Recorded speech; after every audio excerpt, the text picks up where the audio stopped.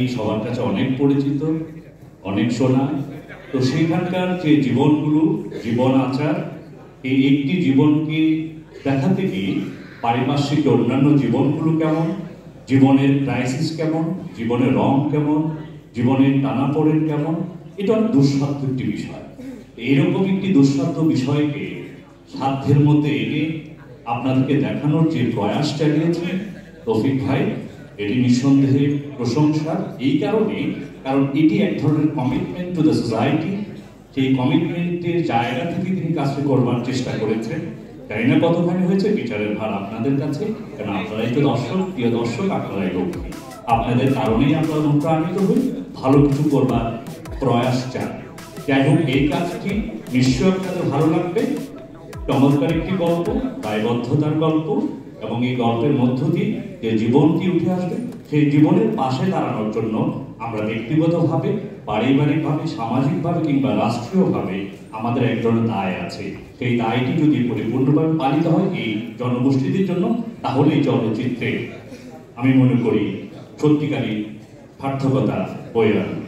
ধন্যবাদ সবাই। আমার সঙ্গে আছে তৌফিক ভাই, দায়িত্ব পালন করে ফেলে আমার আরেক সহকর্মী এগিয়ে যাচ্ছে, তো তার সঙ্গ দীর্ঘদিনের কাজের যে অভিজ্ঞতা, চমৎকার একজন অভিনেতা। শুনব আসলে তো আমি দর্শক হিসেবেই আপাতত দেখতে চাই, এবং পরবর্তীতে আপনাদের কাছ থেকেও শুনতে চাই আপনাদের অনুভূতি কি চাই। ধন্যবাদ। নীলপদ্ম মূলত একটি দায়বদ্ধতার গল্প। নিষিদ্ধ যৌনপল্লীতে অনেক শ্রেণীর মানুষই যায়, এবং যেখানে যায়, যেখানে যে মানুষেরা বসবাস করেন তাদেরও পরিবার আছে, তাদেরও সন্তান আছে, তাদেরও মা বাবা থাকেন, কিন্তু তাদের সাথে আমাদের জীবনের অনেক ফারাক। সেই টানাপোড়েনের গল্পটি মূলত রুনা খান সেই সিনেমাটিতে তুলে ধরেছেন।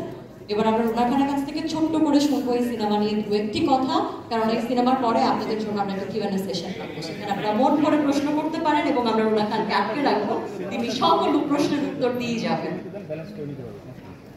ধন্যবাদ। আমি আসলে এখন সিনেমা নিয়ে কিছু বলতে চাই না, কারণ এখন যেহেতু আমরা দেখবো, আমরা সবাই মিলে আগে একসাথে দেখি।